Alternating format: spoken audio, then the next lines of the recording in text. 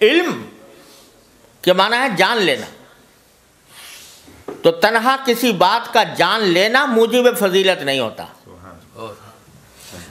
صرف جان لینا کوئی موجب فضیلت نہیں۔ جاننے والا تو شیطان بھی تھا، ابلیس بھی تھا، اور فرمایا کہ اتنا جاننے والا تھا، اتنا علم اس کے پاس تھا کہ امام راضی کو بھی جاتے جاتے شکست دے گیا، واقعہ سنا ہوگا، جاتے جاتے امام راضی کو جیسے انسان کو بھی شکست دے گیا۔ علم تو اس کے پاس بھی تھا، عقل بھی بڑی تھی، عقل ایسی تھی کہ اگر اس کے دلیل کو جو اس نے اللہ تبارک و تعالیٰ کے سامنے پیش کی خالص عقل کی بنیاد پر رد کرنا چاہو تو کوئی راستہ نہیں، کہ خلقتنی من نار و خلقتہ من طین، تو صرف عقل کی بنیاد پر اگر جواب دینا چاہو اس دلیل کا تو ہمارے لیے مشکل ہے اس عقل کی بنیاد پر جواب دینا۔ تو عقل بھی بہت تھی، علم بھی بہت تھا، بلکہ حضرت تھانوی رحمۃ اللہ علیہ فرماتے ہیں کہ 4 عین تھے اس کے اندر۔ عالم بڑا تھا، عین عالم کا، اور عاقل بڑا تھا کہ دلیل ایسی پیش کر دی، اور فرمایا عابد بڑا تھا، کیونکہ روایات میں ہے کہ پہلے عبادت بھی بہت کرتا تھا۔ تو عالم بھی تھا، عاقل بھی تھا، عابد بھی تھا۔ فرمایا چوتھے عین کی کمی تھی کہ عاشق نہیں تھا۔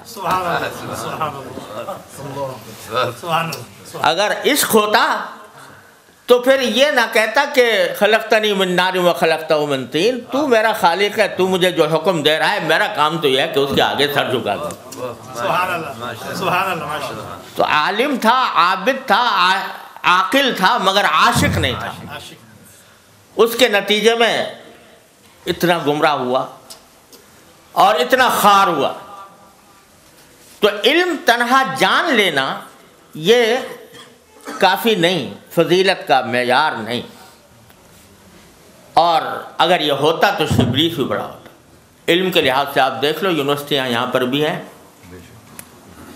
اسلامک اسٹڈیز کے شعبے اس میں جو قائم ہیں، اور امریکہ میں بھی قائم ہے۔ مستشرقین اس کے اندر جو کچھ تحقیقات لکھ رہے ہیں، جن کتابوں کے حوالے دیتے ہیں، بعض اوقات ہمارے اچھے اچھے علماء کو بھی ان کتابوں کا پتہ نہیں ہوتا، ایسے ایسے مقالات لکھے جائیں۔ علم ہے موجود، تو تنہا علم کافی نہیں، بلکہ جس چیز کو حاصل کرنا ہے، فرمایا لِيَتَفَقَّهُوا فِي الدِّينِ، دین کی سمجھ حاصل کرنا۔ وہ دین کی سمجھ محض کتاب سے نہیں آتی، محض علم سے نہیں آتی، وہ دین کی سمجھ رکھنے والے کی صحبت سے آتی ہے۔ وہ جس کے پاس دین کی سمجھ ہو، وہ سمجھ کیا ہے؟ وہ سمجھ یہ ہے کہ کس وقت میرے دین کا مجھ سے کیا مطالبہ ہے، کس وقت دین کا کیا مطالبہ ہے۔ اس وقت وہ جو تقاضا اور جو مطالبہ ہوتا ہے، اس تقاضے اور مطالبے پر عمل کرنے کا نام ہے تفقہ فی الدین۔ حضرت حکیم الامت مولانا تھانوی رحمۃ اللہ کے زمانے میں ایک بستی تھی جہاں پر ارتداد کا فتنہ پھیلا ہوا تھا، زبردست ارتداد، لوگ مرتد ہو رہے تھے۔ تو وہاں کچھ لوگ تھے کہ جو ابھی مرتد کھلم کھلا نہیں ہوئے تھے، مگر انہوں نے کافروں کسی باتیں شروع کر دی تھیں۔ تو حضرت وہاں تشریف لے گئے ان مسلمانوں کے پاس جو ابھی تک مسلمان تھے، مرتد نہیں ہوئے تھے۔ ان سے کہا بھائی تو ہم نے سنا ہے تم لوگ، وہ شدھی کی تحریک چل رہی تھی، تم شدھی کی تحریک کے اس میں اسلام چھوڑ رہے ہو؟ تو نا جی نا، ہم تو مسلمان ہیں۔ انہوں نے جواب میں کہا نا، ہم تو مسلمان ہیں، ہم تو تعزیہ اٹھاویں، ہم تو تعزیہ اٹھاویں، تو ہم تو مسلمان ہیں۔ تو حضرت نے کہا اچھا تم تعزیہ اٹھانے کا، کیا اٹھایا کرو تعزیہ، ہاں یہ تعزیہ اٹھانا مت چھوڑنا۔ سبحان اللہ۔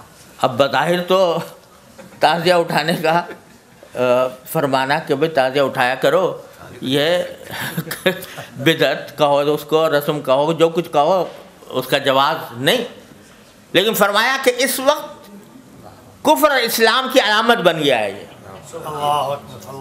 تو اگر ان کو اس وقت تعزیے سے روکا جائے گا تو یہ سیدھے ارتداد کی گود میں جائیں گے، اور اس وقت اگر ان کو کم از کم اس پر روک دیا گیا تو آگے پھر ان کی اصلاح کا راستہ نکلے گا۔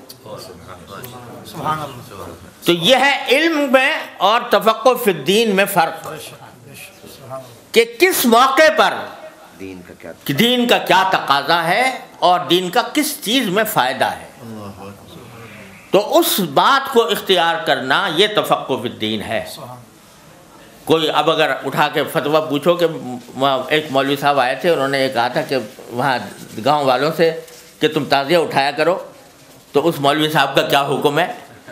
تو اس کا فتویٰ جو خالص علم کی بنیاد پر دیا جائے گا، جس میں تفقہ نہ ہو، تو وہ یہی ہوگا کہ بھئی وہ غلط بات کہی، انہوں نے گمراہی کی بات کہی، ایسے آدمی کو گمراہ سمجھنا چاہیے۔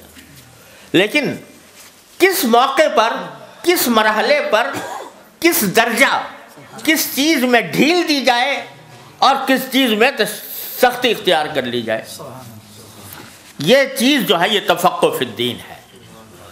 اور یہ تفقہ فی الدین صرف کتاب پڑھنے سے حاصل نہیں ہوتا، یہ صرف درسگاہ میں بیٹھ کر ڈگریاں حاصل کرنے، اسناد حاصل کرنے سے حاصل نہیں ہوتا، یہ بزرگوں کی صحبت سے حاصل ہوتا ہے۔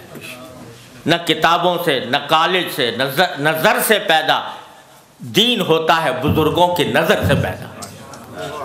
تو وہ در حقیقت وہ سمجھ ہے جس کو حاصل کرنے کا حکم دیا گیا، کہ لیے تفقہوا فی الدین، دین کی سمجھ پیدا کرنا۔